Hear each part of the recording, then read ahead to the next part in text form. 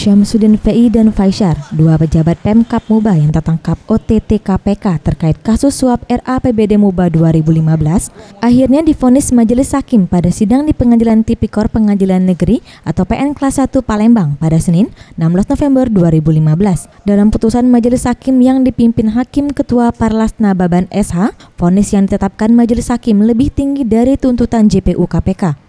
Syamsuddin VI dan Faisyar masing-masing divonis hukuman pidana kurungan 2 tahun 6 bulan penjara dan denda sebesar 50 juta rupiah subsidiar 3 bulan penjara.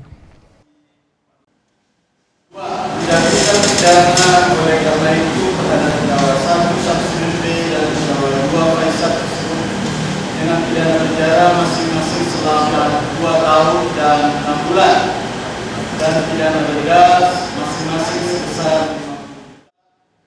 Pada sidang vonis ini, keluarga kedua terdakwa tampak ramai datang dan tenang mendengarkan vonis yang dibacakan oleh Hakim Ketua. Jufri Taufik, penasihat hukum terdakwa, mengungkapkan masih pikir-pikir terlebih dahulu untuk melakukan banding setelah dari keputusan vonis.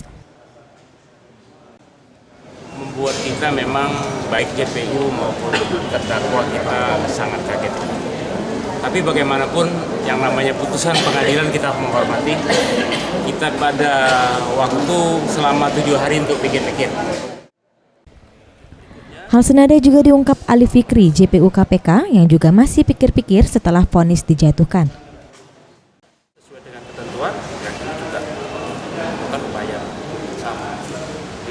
Supaya nanti ada proses berikutnya, proses tingkat ada tinggi. Tapi kita lihat selama 7 hari ini seperti apa nanti dari terdakwanya. Untuk sidang pasca vonis akan digelar kembali 7 hari dari putusan untuk mendengar jawaban terdakwa melakukan banding atau tidak. Para Dwi Satria, Sriwijaya TV.